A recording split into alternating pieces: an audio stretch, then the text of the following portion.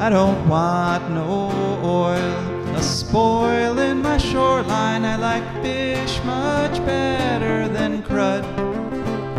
I like birds and things a-creeping and crawling. Won't trade no more oil for blood. The sun done give us all we need to make this country run. But that black demon oil's got us fussing and fighting, and I do believe it's time we was done. I don't want them nukes run by them kooks who think radioactivity is fun. No more three-headed frogs or kids with leukemia. Nuclear power ain't fit for a dog. The sun done give us all we need to make this country run. But that nuclear power's got us fussing and fighting, and I do believe it's time we was done. No nukes! Good morning, Toledo, and good afternoon, Bowling Green and Columbus, and hello to everyone on the internet, wherever and whenever you may be. My name is Joe DeMare, and I'm here with my fantabulous co-host, Rebecca Wood. Yes, together, Rebecca and I are about to treat you to an hour of unbelievable radio called For a Green Future. For a Green Future is a show where we talk about ecology and the environment, and we talk about it in the ways that it affects you, your wealth, your health, your happiness, the wealth and health and happiness of your friends and your family and your coworkers, and the health and happiness of the salmon that are migrating up the streams right now, and the bears that are eating the salmon, and the seagulls that are hanging out watching the bears eat the salmon so they can get like the scraps and stuff, and pretty much everybody and everything, because like it or not, all of us are together and part of this wonderful planet we call Earth. And we've got a really good show for you today. We're going to just chat for another 10 minutes or so. Oh, today's September 15th, 2024. We're going to chat for a few minutes about various eco observations, and then we have an interview with a returning guest, Richard Steiner from the Public Employees for Environmental Responsibility, PEER, up there in Alaska. Speaking of bears and salmon and stuff, he's going to be talking to us about this terrible situation where the state of Alaska is just slaughtering them willy-nilly. So then it's our advertisers and patrons. And then, Rebecca, it'll be your turn at the mic. And what do you have to talk about today? Greenpeace. Greenpeace, a worthy subject. Yes. And then it's ecological news. And as usual, I try to have a mix of good and bad news because, if you just look at the bad news, you kind of get depressed. But there is definitely some hope in this week's ecological news. Okay, and this is a call-in show. The reason we have it live every Sunday morning here in Toledo is so that people can call in with questions and so forth. And you call in at 877-909-1007. That's 877-909-1007, and we'll get you right on the air.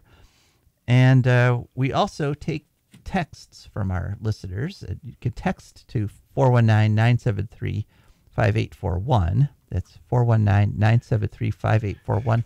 We don't take texts during the show, but we will strive to answer them after, which is just exactly what I'm about to do. We got a nice text question from a listener, and they asked, why don't the companies that own solar and wind farms advertise that their energy is renewable and their price per kilowatt hour is lower than the going rate for fossil fuels?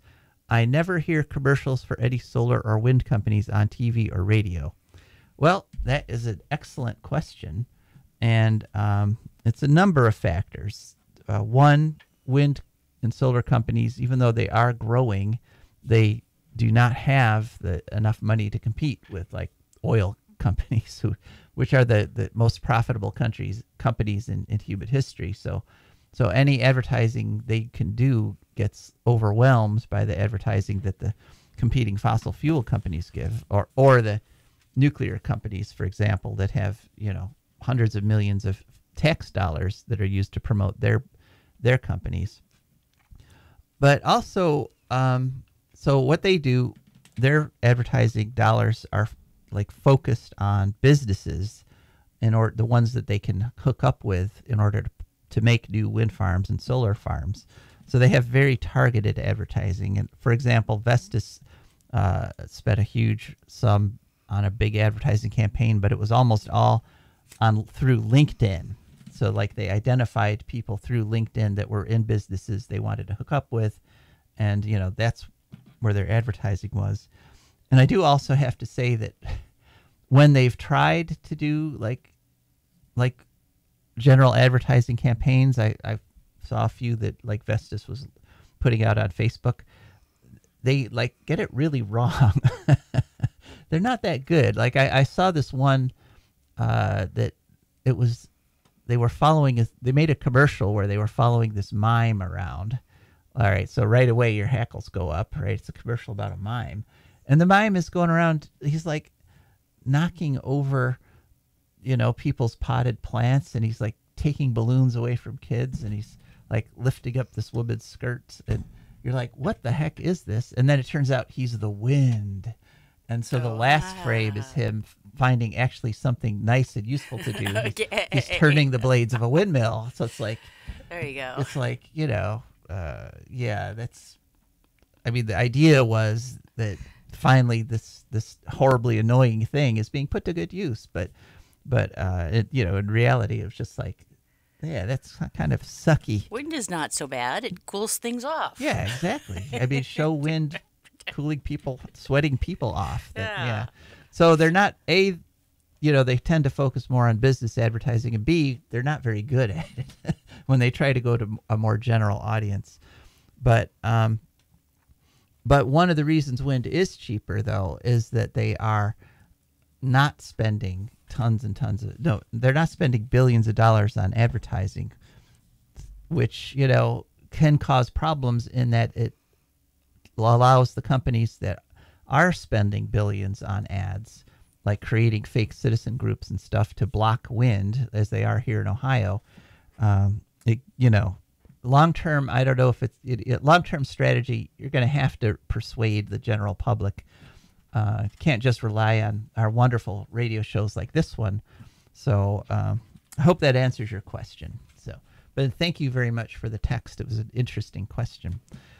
And so something else that's interesting going on right now, we got a lot of stuff going on in space right now, a lot of nighttime sky watching. And I went to Beaver Creek Park last night because there was supposed to be a Toledo Astronomical Society star watching thing.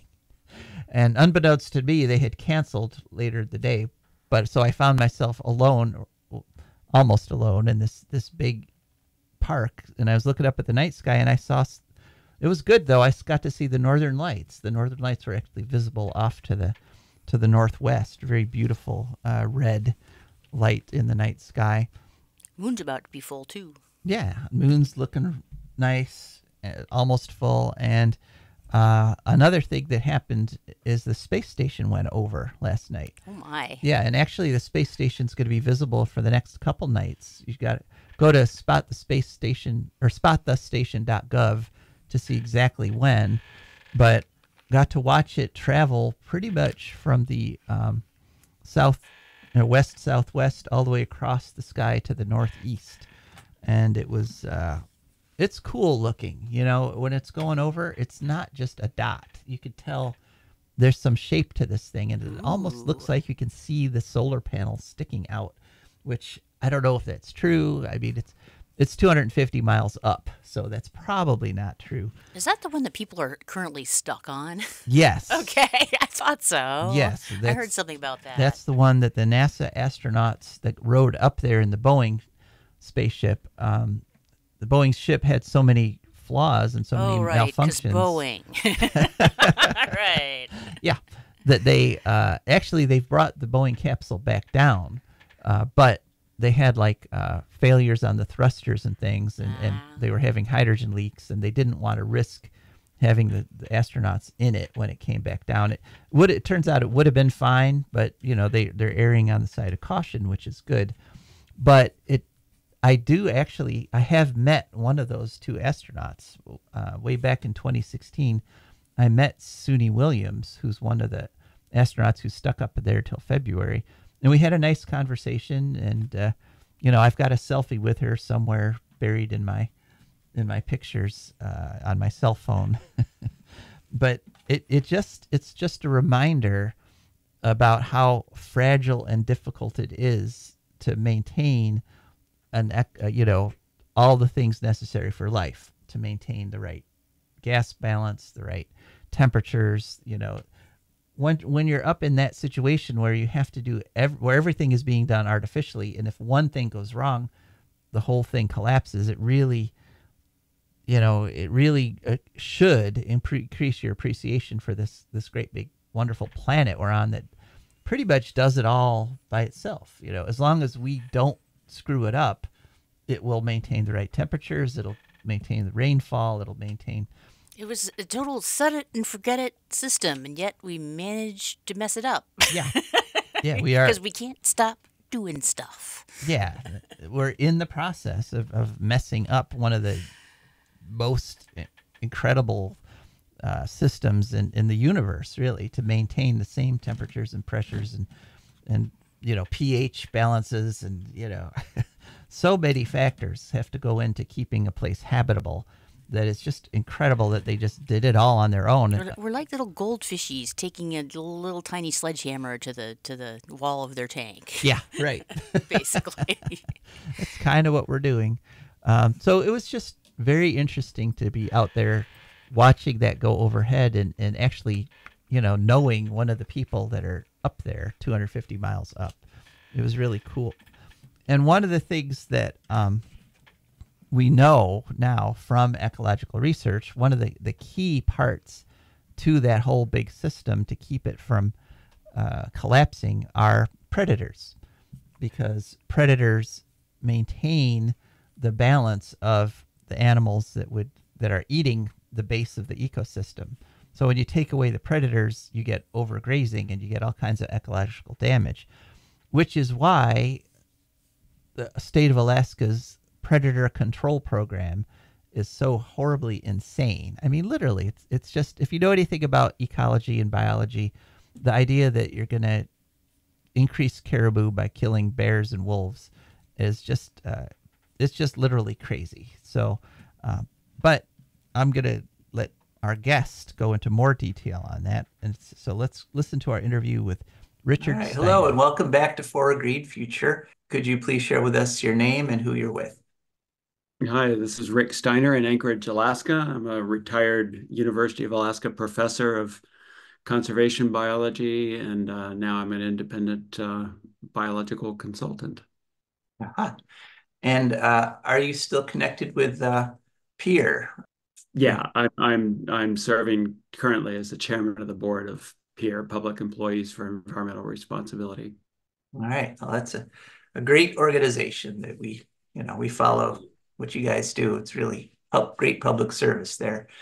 So we had you on about a year ago because PEER did a rather alarming press release. There was a massive slaughter going on in Alaska. Could you just remind us what that was about? Yeah, the state of Alaska has habitually been using predator control to try to boost ungulate populations for hunters, and that includes caribou, moose, Dall sheep, mountain goats, deer, whatever. It's an antiquated methodology, and the science behind it is not robust. Many people object to the whole program, but the state, being captured by a very sort of narrow ideology of the Safari Club and Outdoor Council and such like that love killing bears and wolves, that's kind of their go-to. A caribou population goes down, their first thought is to go kill the bears and the wolves that predate on the calves during the calving aggregations. So last year, 2023, the state went out in helicopters and flew around in about a 3-week period and killed something like 99 bears. 95 of them were brown bears, including cubs of the year that had just emerged, these little tiny cubs of the year. Um, and this year and several wolves, and this year they repeated that. So in the last 2 springs, just out of a month in 2023 and a month in 2024, they've killed 175 brown bears, 5 black bears, 20 or 30 wolves.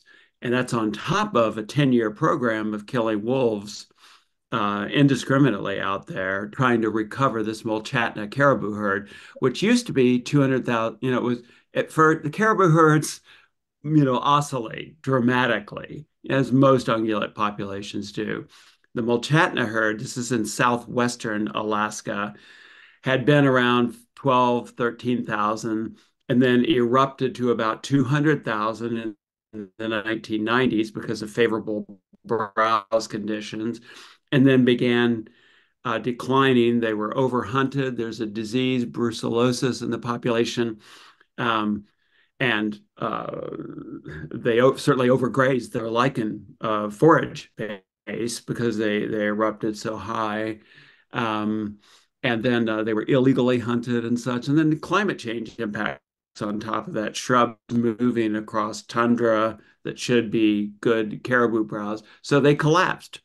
Now they're down to about 12,000. So the state went in and decided that the only thing they wanted to do is kill all the bears, mostly brown bears, and wolves around the post-calving aggregations where the calves are dropped in April, May in this one area in the southwestern Alaska. And so they've done this massive kill of hundreds of wolves and brown bears, attempting to recover the population. So that was the gist of the PEER press release last year. The state of Alaska repeated it this year. It's a very controversial program here. Many Alaskans do not want it to go on, yet the state persists. Now, when you say brown bears, that's what a lot of us would call grizzly bears, right? That's right. Yeah, the brown we distinguish between grizzly bears as sort of interior brown bears, and brown bears, the larger cousins down on the coast that rely on large salmon runs and such like that, which these bears generally do in the summertime. And isn't it true that this is being funded with federal tax dollars? That the Alaska slaughter is being funded by us down here in Ohio. Well, the the federal government contributes most of the state of Alaska's game department funding through a program called the Pittman-Robertson Wildlife Restoration Program. And those funds are used for supporting research that justifies these kinds of predator control programs. We objected to that. Fish and Wildlife Service did not. We proposed a rulemaking for Fish and Wildlife Service to U.S. Fish and Wildlife Service to more closely monitor how those funds are being used and control and remove them from states that are not abiding by sustainable management methodologies, such as Alaska is not. Fish and Wildlife declined to do that. But most of these funds that are actually chartering the helicopters and putting the personnel out there and buying the bullets, shooting these bears and wolves comes from a state surcharge tax on all hunting licenses that goes into its intensive management fund.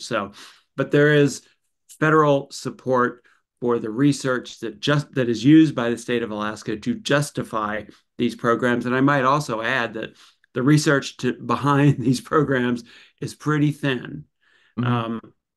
State biologists have said that, look, these bear population estimates have been done basically on the back of an envelope. The state really does not know how many bears were in the area. They thought there might be 5 to 15 killed in this program last year. There were 99 killed in this month period. So obviously their estimates are way off. And the whole justification behind it is tenuous.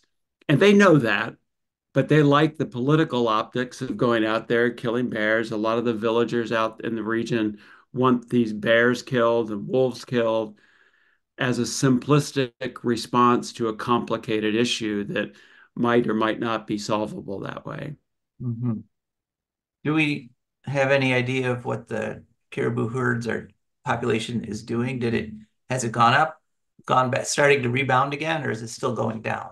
It's too early to tell. They just began this massive intensive program last year, 2023. They repeated it again this year, killing these several hundred bears and wolves.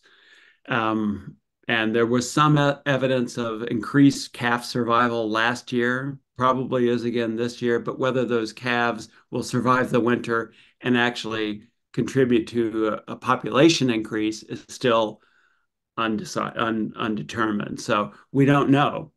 Mhm. And there have been many attempts to do this kind of thing in the past that have failed. Some of them result in some modest increase in caribou or moose populations. But again, they'd been doing this pretty intensive wolf control program for 10 years on this Mulchatna caribou herd area, and the herd continued to decline Right. from 24,000 down to about 12,000 now during that period. So obviously, the wolves were not the primary problem. It's browse, the caribou food base, illegal hunting that's been going on, as well as climate change and the disease issue, brucellosis. So we Mhm. can't solve all of those problems, but what we have recommended to the state is that they endorse an expansion in the sustainable, well-managed reindeer herding industry in Western Alaska, which we do have a reindeer herding industry along the West Coast, about 25,000 reindeer under management right now. And if that's done well and sustainably, the browse can sustain it and they can keep predators away from the reindeer. That can provide the food resource for these villages as the natural population dynamics of the wild caribou herd and bears and wolves sorts itself out.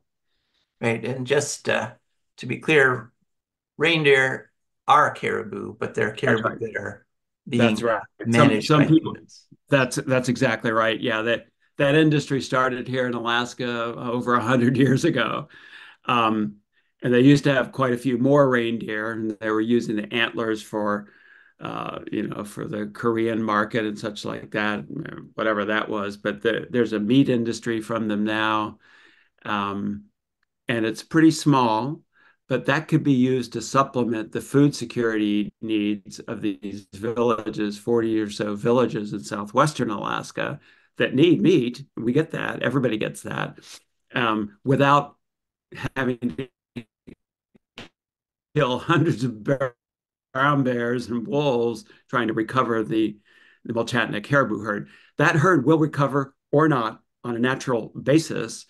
But the problem that we're going to be encountering these problems more and more in the future due to climate change here, with these warmer winters, more precipitation, rain on snow events, and then icing over the tundra so the caribou cannot get to their browse. That's going to become a real problem. It already has. We have several, the Western Arctic herd, the largest herd we've had 500,000 animals in that herd up in the northern Arctic, Western Arctic range of Alaska. They've declined precipitously recently too, probably also because of climate change impacts. That's going to become more and more prevalent in the future. And it's ironic that this state government, being very MAGA conservative Republican, continue to deny the existence of climate change or the need for the nation and the world to do something substantively about it. And yet here, their simple solution is to go kill bears and wolves around caribou herds as the only solution to recovering these herds, and it's probably not going to work. Yeah, I think isn't Alaska like one of the places in the world where the effects of climate change are the most dramatic? I mean, do you have any personal observations yourself about how things are changing there? Oh, absolutely. Yeah. My first posting with the University of Alaska faculty was I was the first science faculty member from the university posted to the Arctic.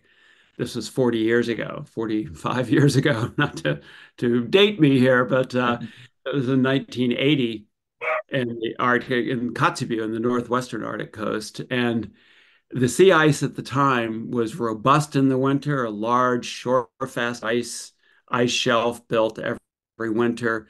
The southern extent of the winter sea ice went way down into the Bering Sea, way to the southern Bering Sea even.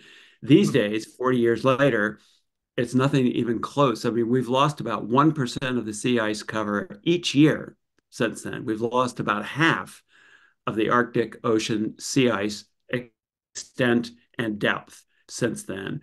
And it's dramatic what it's caused, the amount of coastal erosion, because you don't have that ice shelf, ice in the winter to dampen these huge storms and the wave inundation of coastal areas.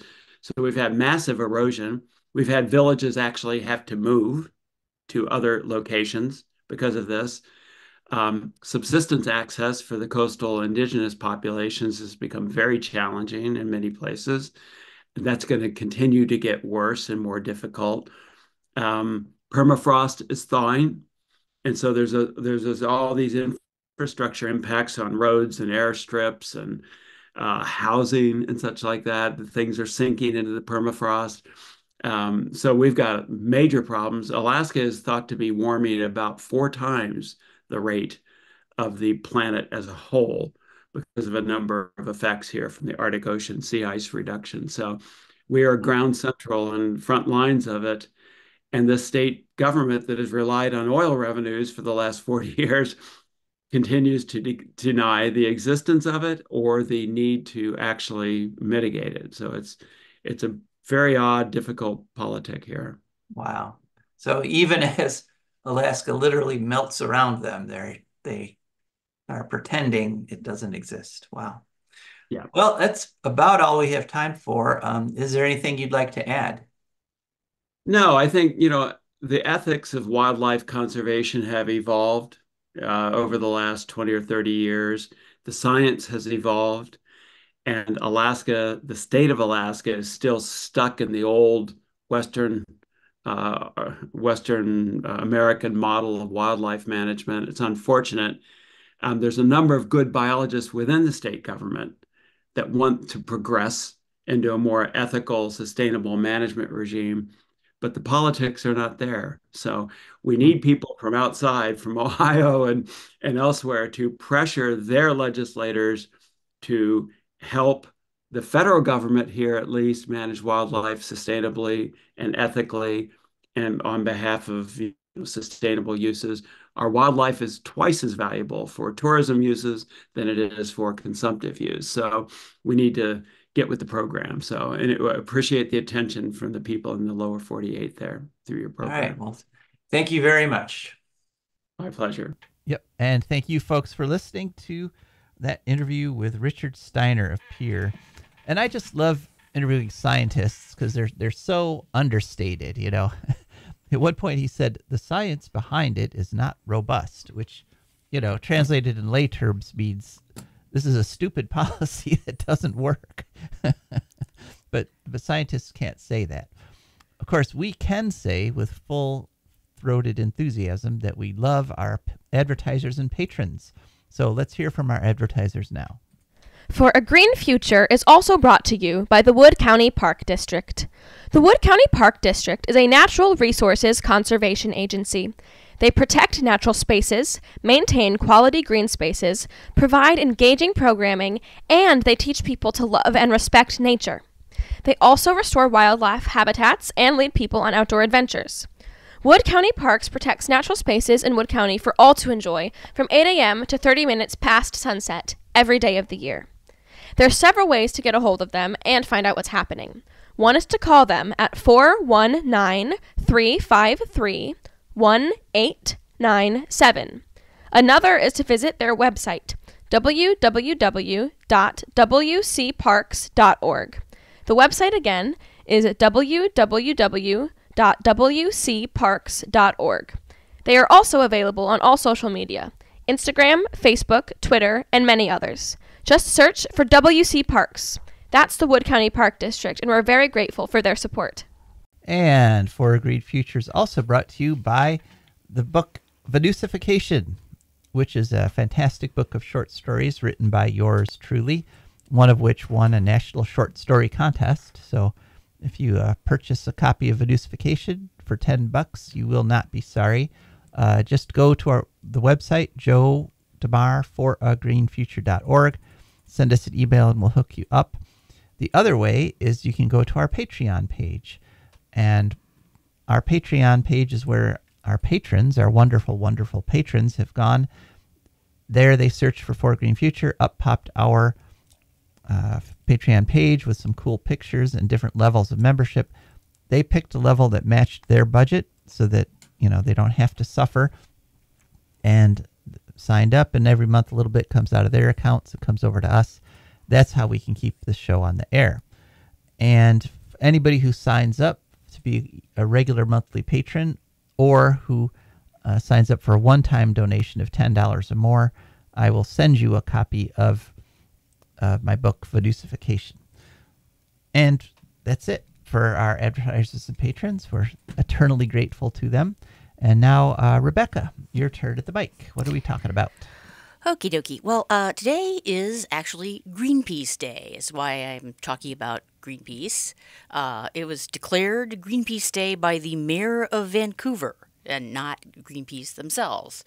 Vancouver being the home, apparently, of the original founders. It was declared. The day was declared in 2011, but it all started originally because in 1971, 17 Canadian activists were going out to protest nuclear testing off the shores of Alaska, and actually get in their way and things.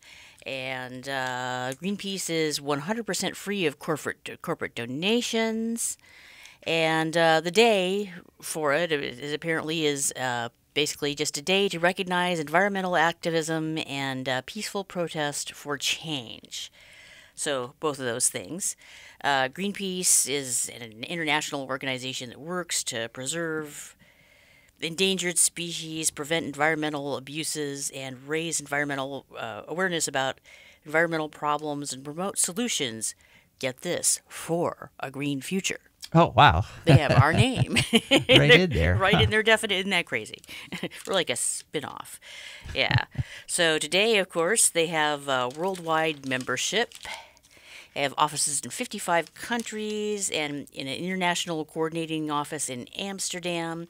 And the Greenpeace fleet of 3 ships, which are used for blockading nuclear tests. They for a long time, I remember in the 70s, they were blockading whale ships. All right. Mm-hmm. That's one of the things, as a kid, I always heard about Greenpeace.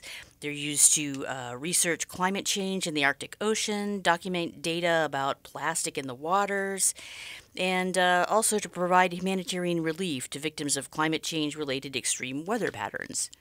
Uh-huh. So that's Greenpeace. Very nice. Yeah, those dramatic images that we remember, actually people of this generation never even saw that, but it was one of the most iconic things back in the 80s or 70s and 80s with these Greenpeace activists in the Zodiacs. Little friggin' rubber boats. Yeah, the inflatable rubber boats. And they literally would put themselves in between whaling ships and the whales. They would, if the whaling ships had fired the harpoons, they would have hit the Greenpeace people. And that was one of the things that led to the ban on commercial whaling for so many species. And yes. Which in turn has led a lot of those species are actually recovering, rebounding, like blue whales especially are coming back thanks to the attention that Greenpeace brought to them. And Greenpeace has just been like on the front lines of so many things. They occupied oil and gas platform there in the North Sea for a while, protesting. They put their money where their mouth is, by gum. They really do. They really do. And one of the ways that the nukesters, the people pushing nuclear, are actually anti-environmental is that they are anti-Greenpeace. They spend lots of time and vitriol attacking Greenpeace because Greenpeace won't support nukes. Greenpeace has been anti-nuclear from its founding and has maintained that, even as some quote-unquote environmentalists, and I'm looking at you, George Monbiot, have like reversed their positions on nuclear. Greenpeace has stayed steadfast on it because they know the science. That's the thing. Greenpeace's actions are backed up by some of the best research in the world. And so, so happy Greenpeace Day to you folks. And yeah, it's a good day. I'm happy they're here. Yeah, me too. Still doing their thing. All right. So something else we're happy about is our ability to bring you ecological news every week. The most topical, try to pluck out the most topical and important ecological news topics. Oh, and we're still, at any point you can still jump in the show, 877-909-1007. Ecological news is important, but we'd be happy to interrupt it in order to talk to you folks. Okay, story, August 27th, 2024. Sicily is in a state of drought. This is a story in Reuters, and the title is Water Profiteers Thrive in Italy as Drought Intensifies. And basically, it's a historic drought, over the worst in over a century. There's been a state of emergency declared in Sicily. The wheat crop has totally failed. The olive crop has failed, and the olive trees may die. Farmers have had to slaughter their cattle. There's tons of wildfires. The damage so far estimated at about $3 billion, about 2.7 billion euros. And one of the scariest things is that all the reservoirs on the island are almost empty. Now, there have been a lot of stories about tourist places like hotels and things getting like privileged access to the tiny bit of water that's the trickle that's left. No doubt. But the Sicilian city of Agrigento has actually reached the point where they're turning away tourists. Wow. And they actually have a Roman aqueduct system. That used to work. Yeah, that used to work. And that there used to be water in to supply the city. But that aqueduct is now dry. And so the only available water is people who have deep wells. And so what that has led to is black market water selling. And that's what the point of this article is, that people with wells are filling tanker trucks, and they're going around, they're charging people about $350 a month to fill. Most Sicilians have storage tanks on their roof because it is a naturally dry climate. So they learn to take advantage when there is rain. They fill up these storage tanks. Technically, well, not technically, straight up, this is illegal in Sicily because water there has been declared a public good. And so privately selling this public good, which in fact groundwater really is. I mean, you have the well on your property, but the aquifer under it is like regional and should belong to everybody. But in this kind of a situation where some households have not had a water delivery from the municipal water system for 2 months. And so some guy shows up at your door with a truck full of water, you're going to pay. You're going to pay whatever he asks. Oh, we have a caller. All right, let's talk to our caller. Hi there. Hello, welcome to the show. Hello. Yes, you're on the air. I'm calling not a specific topic. Well, I guess it is generally. I know, if you don't mind, you're a member of the Green Party. I'm aware of that. Yes, I am. I will not deny it. Yeah, go ahead. Well, I mean, I applaud that. I'm not there yet myself, but what I wanted to ask your opinion about was whether you thought that we could at least say that there was a reasonable improvement in policy and position over the Republican Party platform as it is against the Democratic Party, meaning the Democratic Party platform. At least they may not be all in on climate action, but they have at least had a plan which does include some things. I mean, I know there are some bad stuff in there which we don't like, which is the mini nuclear, whatever the heck they call those little plants. But other than that, I would say for environmentalists, at least there is an improvement from one party to the other. Would you agree with that? Well, thank you for this. It depends on if you actually want the planet to survive to when your grandchildren come of age. Yeah. Thank you. Well, I do thank you want for to this survive. very difficult question. Well, I mean, I think it's important to talk about it. Oh yeah. Okay, I agree. Yeah, it's very topical, and it's a good time to ask this question. So yes, there is a tremendous difference in their stated positions. I mean, there's no question. Trump says, drill baby drill. He says climate crisis is a complete hoax. It's still made up by China, I think he says. So, in terms of what they say, night and day. Yeah, Republicans are saying absolute nonsense, completely disprovable, disproven. We could see the world, like in Sicily and, around here even, we can see the world changing around us. And so the fact that they're able to just make these claims, which anybody with like a body and eyes can feel the heat and see things withering and see things changing. Oh yeah, that's terrible. The Democrats say the right thing. They say it's a crisis. They say we've got to do something about it. They toss hundreds of billions of dollars at it. But the problem is that their actual policies aren't that different, because they actually are still beholding to the same companies that are financing the Republicans. And so what we've had under the Biden administration, the U.S. has dramatically increased its fossil fuel production, and we've become the largest exporter of fossil fuels on the planet. We export more now than Saudi Arabia does. And the drilling on public lands has skyrocketed thousands of percent. Fracking has gone through the roof. Now, we have built a fair number of solar panels and wind farms, but a lot of that is privately financed. There is some federal, there's some government support for it, but the amount of government support being given to the wind and the solar is a fraction of what's being given to the fossil fuel industry still. And so, and as you mentioned, hundreds of billions of those hundreds of billions of dollars are being wasted on the nuclear technology, which is going to arrive too slow to do any good. And the problem is we are up against a deadline. If we had, 20 years to fix this problem, then the Democrats could maybe be a reasonable option, but we may not.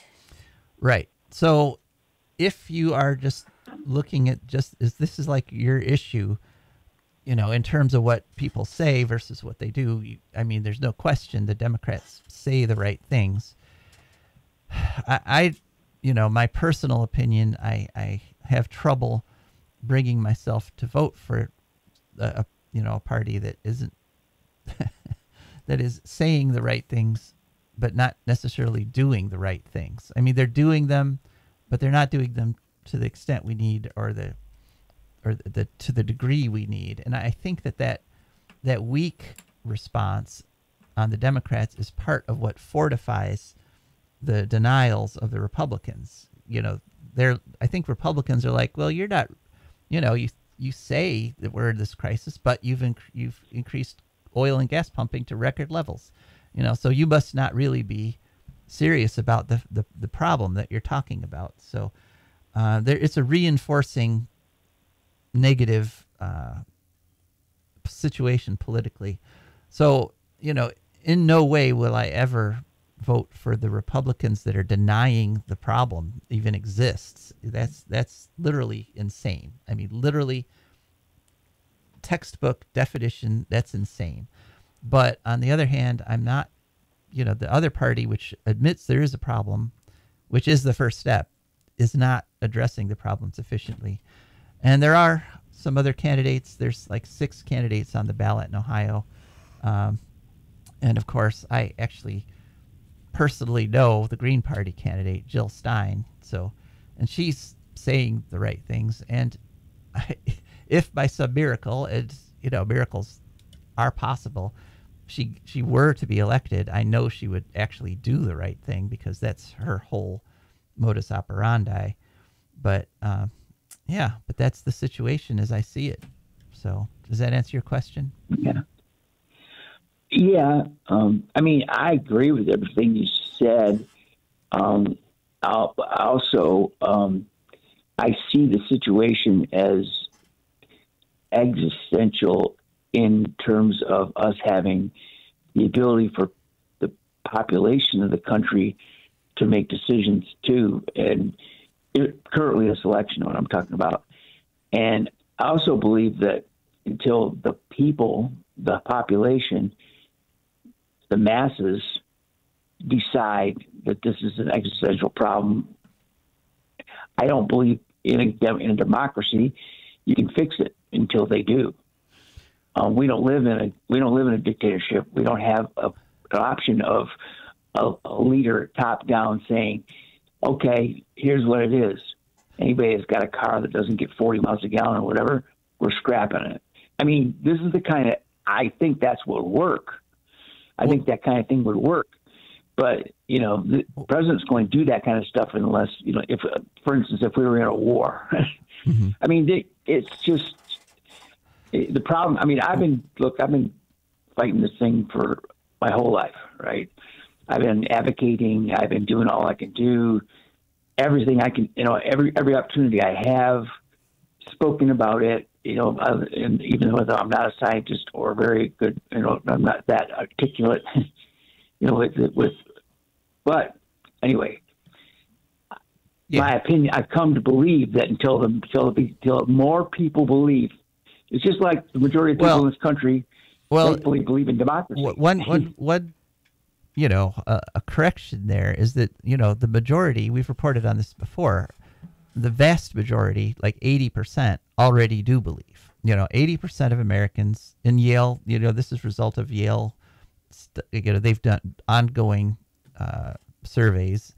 80% of Americans know it's a problem, believe it's a problem, and want something done about it.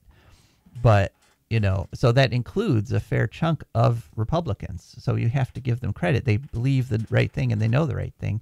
So it's not just a question of getting the masses to believe, because that remaining 20 to 25% may never be reachable. They may not be teachable. But so we already have the vast majority that want it.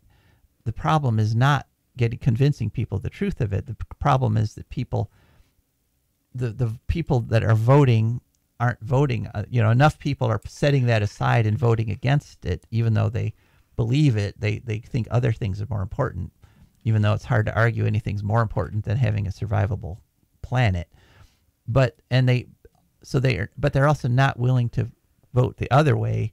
And as long as that's true, you know, then we're in that pickle. But you make an excellent point, though, that I also believe that democracy is key to solving this problem. I mean, there are places like China is a dictatorship, and they are making great strides in terms of producing solar power and stuff, but they're also building coal plants at the same time. You know, they're also the world's largest carbon emitter by far, and that's because they're not answerable to anybody. So they can impose both good policies and bad policies because there's no guardrails. You know, that 80% of people in China who might believe the same way have no influence over the government. So I absolutely believe democracy is essential for it. I think people need to start making this their primary issues if they want to survive. But I'm not terribly confident the Democrats are going to help us out. Well, thank you for the call, though. Thank you for the very difficult call. We got to get on with the news, but yeah, appreciate it. Okay, so wow. I've kind of intentionally been avoiding that question because I don't like to get political on this show. I'm a super political person privately, but I kind of feel like here I want to talk about the environment, which affects us all regardless of politics. But it was somebody who's going to ask that question eventually. So, all right. So, wow. Okay, now we've got to rush through the news, which is great. Environment 360 on September 5th. With hotter, drier weather, California's Joshua trees are in trouble. Basically, the Joshua trees, even though they're adapted for hot temperatures, the average temperature has gone up 3.6 degrees in the Mojave Desert, while rainfall has dropped 20%. and that's a big drop. So even though they're adapted for hot, they also need some rain. And another problem is invasive grasses that have been brought in by cattle ranching. And what that does is when there is a rain, these grasses sprout up. Then when it gets hot, they die. But that creates this layer of kindling, basically, that covers the whole desert. And in the normal situation in the Mojave Desert, a fire gets started by, let's say, a lightning strike. It'll burn a couple Joshua trees, but mostly the ground is stone and sand and rock. And so the fires die out after like a diameter of 10 yards or so. But now that the whole region's getting covered in these invasive grasses, any wildfire that gets started can burn thousands of acres. And the projections are saying that we could lose 100% of the Joshua trees in the next couple decades. And they're really a keystone species. Everything in Mojave depends on them. Hawks to owls to orioles for nesting. There's a yucca moth that literally only exists to pollinate Joshua trees. So Biden has rejected them, declaring them endangered species because there's still a few million left, but they're in trouble. Next, off to Michigan, our neighboring state here. We've been reporting about how the federal government's giving Palisades nuclear power plant, Holtec, $1.5 billion to restart their zombie nuclear plant. So they're subsidizing the restart of the plant with $1.5 billion. Now the news story, this is reported on by Interlochen Public Radio on September 6th. There's now a federal grant being given to the electrical cooperative that has agreed to buy the power from the nuclear plant. So in other words, they're subsidizing the building of the plant, and they're using tax dollars to subsidize the buying of the electricity from the plant. So it's like, why even pretend? Why even pretend there's some kind of market thing here? This is purely federal tax dollars being given, and I can't stress this enough, to a criminal corporation. Holtec is the one benefiting from all this, and Holtec is convicted of bribery, convicted of fraud, convicted of lying to federal regulators. And I'll call the state government of Michigan is also tossing in some hundreds of millions, about $300 million so far. And this is all before the thing even gets running again, which may, hopefully, knock on wood, never happen. Okay, to counter that with some good news. Denmark's largest wind farm has been announced, the Thor wind farm project. 1.1 gigawatts, as much wind power as a nuclear power plant. Only 72 turbines, because these are the Siemens Gamesa's signature 14 megawatt turbines, which is, a huge amount of power. Right now, wind already supplies 55% of Denmark's wind. Renewables supply 85%. That includes 23% bio and 6.3% solar. And Denmark, they're the ones that created the world market for utility scale wind turbines. So good on you, Denmark. Bad on you, Florida, because our next story, yes, this is reported in the South Florida Sun Sentinel on September 8th. Title, Curiouser and Curiouser, Florida's State Parks Debacle Grows Stranger by the Day. So essentially what happened is Governor DeSantis had a secret plan to bulldoze all the state parks and replace them with golf courses and pickleball courts. Great. Oh, and hotels, right? Oh, so you'd go to the hotel to play pickleball and golf. And a very brave person, James Gaddis, who worked for the State Department of Environmental Protection, leaked the story, and it was, he was like, "What are you having me do? This is insane." And so he leaked the story, and there's been a tremendous outcry. And, even Governor DeSantis has now backed off. It is pulling a Trump and claiming, I never knew about this. I never had any idea. Even though it was his personal people that planned the whole thing. And they were going to put these pickleball courts and hotels right in the smack dab middle of the most environmentally sensitive parts of all the state parks. And, oh my God. And it's just craziness, literal craziness. So So I'm glad that that the information got out, and they fired the whistleblower, by the way. They fired. As Austin Powers says, yeah. that kind of thing's not my bag, baby. Yes. All right. One more kind of good news story, and we managed to get through them, although I gave you edited versions. This is in PV Europe, and the title is Reiling, which is a corporation. Reiling achieves recycling breakthrough and recovers glass and silicon. This story was actually all the way back in May 22nd.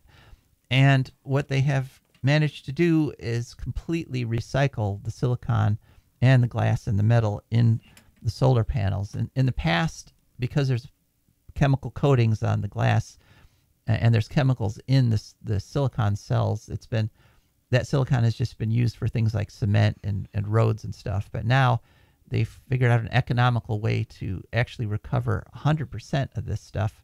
And so it can go all the way back into new clean glass, which makes solar panels now 100% recyclable. Right now, they're already 90% recyclable. First Solar has recycling plants in Ohio, Malaysia, Vietnam, Germany, and India.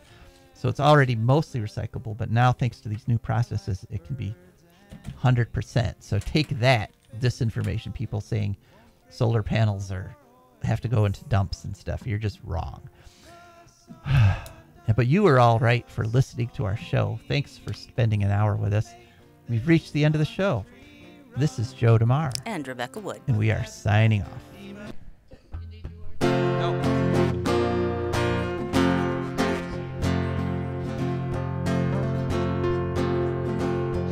I don't want no oil, a spoil in my shoreline. I like fish much better than crud. I like birds and things a-creeping and crawling. Won't trade no more oil for blood. The sun done give us all we need to make this country run. But that black demon oil's got us fussing and fighting, and I do believe it's time we was done. I don't want them nukes run by them kooks who think radioactivity is fun. No more three-headed frogs or kids with leukemia. Nuclear power